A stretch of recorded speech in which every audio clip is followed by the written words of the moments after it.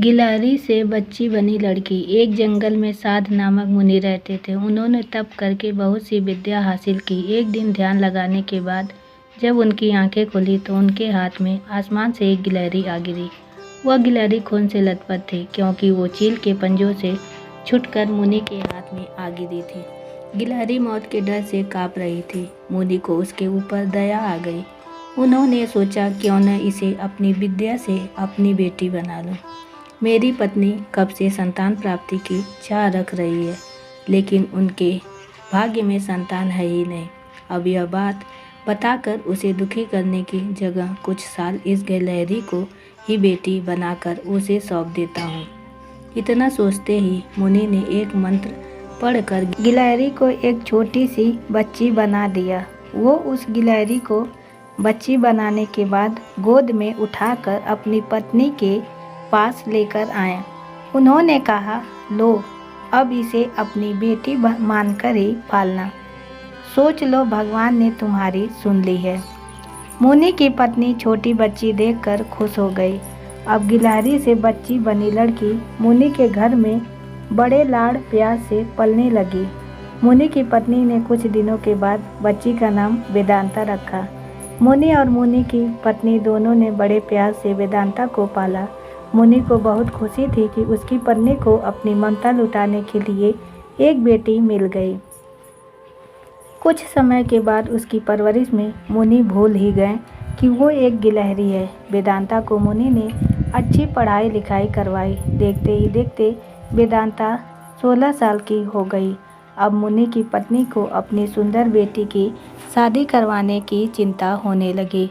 उन्होंने यह बात मुनि से की। अपनी बेटी की तरफ देखते हुए मुनि को भी लगा कि इसका विवाह हो जाना चाहिए। मुनि ने अपनी पत्नी से कहा कि तुम चिंता मत करो, मैं इसके लिए योग्य वर ढूंढ लूँगा। मुनि को लगा कि मेरी बेटी बहुत सुंदर है और उसकी शिक्षा दीक्षा भी अच्छी हुई है, इसलिए उन्होंने अपनी सिद्धि से सूर्यदेव को पुकारा। सूर्यदेव ने मुनि को प्रणाम करके बुलाने की वजह पूछी। तब मुनि ने कहा, मेरी बेटी विवाह के योग्य हो गई है, मैं चाहता हूँ कि आप इसके पति बने। सूर्यदेव ने कहा, आप एक बार अपनी पुत्री से पूछ लीजिए, अगर उसे मंजूर है तो मेरी तरफ से भी हाँ है। तब वेदांता बोली, पिताजी यह बहुत गर्म है, मैं इनके पास नहीं जा पाऊँगी और ना ही इन्हें देख पाऊँगी। मुनि ने वेदांता से कहा, कोई बात नहीं, हम दूसरा वर देख लेंगे। तभी सूर्यदेव ने कहा, हे मुनिवर, मुझसे श्रेष्ठ बादल हैं, आप उनसे बात कीजिए, वह मेरे प्रकाश को भी ढक देते हैं। मुनि ने अब बादल को याद किया। बादल गरजते हुए मुनि के पास पहुँचे और उन्हें नमस्कार किया। इस बार मुनि ने सीधे वेदांता से पूछा, क्या तुम्हें यह वर पसंद है? वेदांता ने जवाब दिया, पिताजी मेरा रंग गोरा है और इनका काला, हमारी जोड़ी अच्छी नहीं लगेगी। तब बादल ने मुनि से कहा, आप पवन देव को बुलाइए, वो मुझसे श्रेष्ठ हैं, उनमें मुझे उड़ाकर इधर से उधर ले जाने की ताकत है। अब मुनि ने पवन देव का स्मरण किया। पवन देव के आते ही मुनि ने अपनी बेटी से पूछा, क्या आपको यह वर पसंद है? वेदांता बोली, पिताजी यह तो एक जगह ठहरते ही नहीं हैं, इनके साथ मैं घर कैसे बसा पाऊंगी? इस बार मुनि ने पवन देव से पूछा, मुझे अपनी पुत्री के लिए वर की तलाश है, आप बताइए कि आपसे श्रेष्ठ कौन है? पवन देव ने जवाब दिया, मुनिवर आप पर्वत को बुला सकते हैं, वह मेरा रास्ता रोक देते हैं, वह मुझसे श्रेष्ठ हैं। तुरंत मुनि ने पर्वत को पुकारा।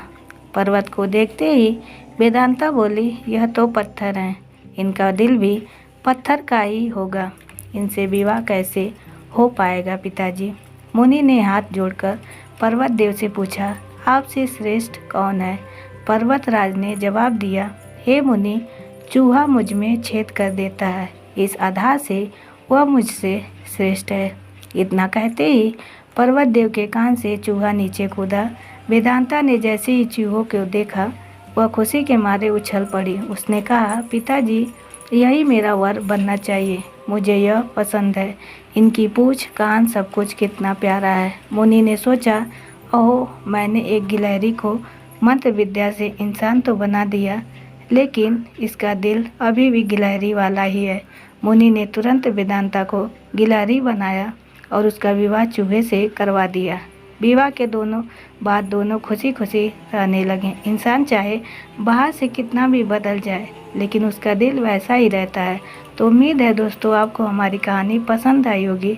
पसंद आई है तो एक लाइक ज़रूर करें और चैनल पर नए हैं तो चैनल को सब्सक्राइब करना ना भूलें। साथ ही बेल आइकन दबाना ना भूलें ताकि अगली अपडेट सबसे पहले आपको मिले। धन्यवाद।